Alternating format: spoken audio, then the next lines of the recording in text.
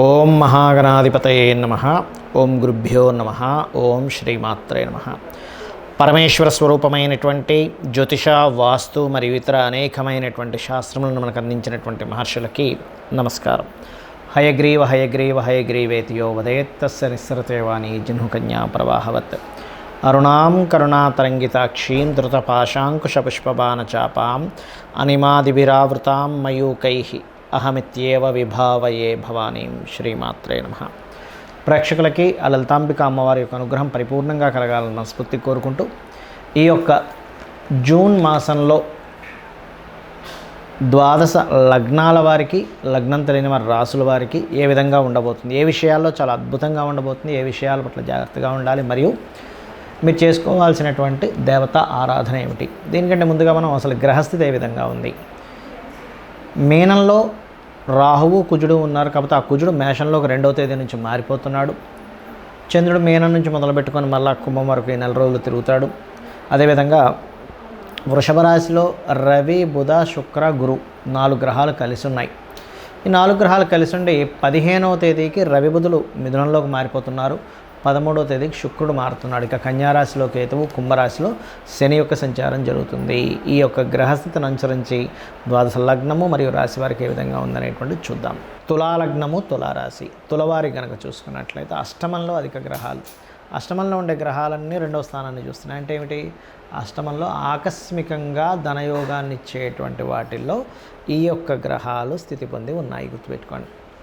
కాబట్టి ఆకస్మికంగా ధన లాభాలు అంటే ఎందులో వస్తాయండి? నేను ఏదైనా బెట్టింగ్స్లోకి వెళ్ళిపోనా అనుకుంటుంటారు, క్యాజినోస్ ఆడైనా అనుకుంటారు. కాదు, మీకు షేర్ మార్కెట్లో మంచి అవగాహన ఉన్నట్లయితే, అది కూడా బాగా అర్థం చేసుకోండి, అవగాహన ఉన్నట్లయితే లాంగ్ టర్మ్ ఇన్వెస్ట్మెంట్స్ ఏమైనా చేయగలిగితే అవగాహన దాని ద్వారా కొంతవరకు వస్తుంది. అది కూడా మీ పర్సనల్ చార్ట్లో 2, 5, 8, 11 పాజిటివ్గా ఫలితాలు ఇస్తూ నీచభంగ రాజయోగం కానీ విపరీత రాజయోగం కానీ ఉంటే అద్భుతంగా మీరు గ్రో అవుతారు, అందులో ఎటువంటి సందేహం లేదు. అయితే ఇక్కడ మిగతా అంశాలు కనుక చూసుకున్నట్లయితే ఫైనాన్షియల్గా బాగుంది. ఆల్ ఆఫ్ సడన్గా వేరే వేరే ప్రాంతాలకు వెళ్ళడము, ఇతర ప్రాంతాలకు మారడం, ఇట్లాంటివన్నీ చూపిస్తున్నాయి. దీంతోపాటు కొంచెం షార్ట్ జర్నీస్ ఎక్కువగా ఉంటాయి ఈ టైంలో. అంటే ఒక ప్రాంతం నుంచి ఇంకో ప్రాంతానికి మాటిమాటికి మార్పులు లాంటివి మీకు ఎక్కువగా పనిచేస్తూ ఉంటాయి. హోమ్ లోన్స్ లభిస్తాయి. అందులోని చాలామంది చూడండి, బ్యాంక్కి వెళ్లకుండానే ఆన్లైన్లోనే హోమ్ లోన్స్ కోసం ప్రయత్నం చేస్తూ ఉంటారు. అటువంటి విషయాలలో మీకు ఆన్లైన్లో చాలా త్వరగా లోన్ సంబంధించినవి క్లియర్ అయిపోతుంది. అదేవిధంగా క్రియేటివ్ వాటి మూలంగా కూడా ధనయోగము. కాకపోతే ఈ సమయంలో ఈ 2వ తేదీ నుంచి ఎప్పుడైతే మీరు చూడండి 7వ స్థానంలో కుజుడు వచ్చాడో, కొంచెం జీవిత భాగస్వామిని, పార్ట్నర్స్ ఎంచుకునే విషయంలో కొంచెం జాగ్రత్తగా ఉండండి. జీవిత భాగస్వామితో అనవసరమైన గొడవలు వస్తూ ఉంటాయి, లేదా జీవిత భాగస్వామికి కొంచెం తెలియని బీపీ లెవెల్స్ పెరగడం కానీ, లేకపోతే కొంచెం అగ్రెసివ్ నేచర్ ఉండడం జరుగుతూ ఉంటుంది ఈ టైంలో. లేదా వివాహం అనుకోగానే ఏదో గొడవ స్టార్ట్ అవ్వడం ఇట్లాంటివి అవుతూ ఉంటుంది. కాకపోతే మీరు 1, 2వ తేదీలు ఎవరికి అప్పులు ఇవ్వకండి. రుణ సంబంధించిన విషయాల్లో నీటి ప్రాంతానికి వెళ్ళేటప్పుడు అది కొంత జాగ్రత్తగా ఉండండి. అలాగే మరొక విషయం ఏంటంటే, ఇక్కడ మార్పులు, ఉద్యోగ మార్పులు చాలా స్పష్టంగా చూపిస్తున్నాయి. ఆల్ ఆఫ్ సడన్గా మార్పులు మారతారనేటువంటి చాలా క్లియర్గా చూపిస్తుంది ఉద్యోగ సంబంధించిన విషయంలో. కాకపోతే వివాహము, ఉద్యోగము, పార్ట్నర్షిప్స్ ఇటువంటి విషయాల పట్ల చాలా కేర్గా ఉండాలి, మీరు గుర్తుపెట్టుకోండి.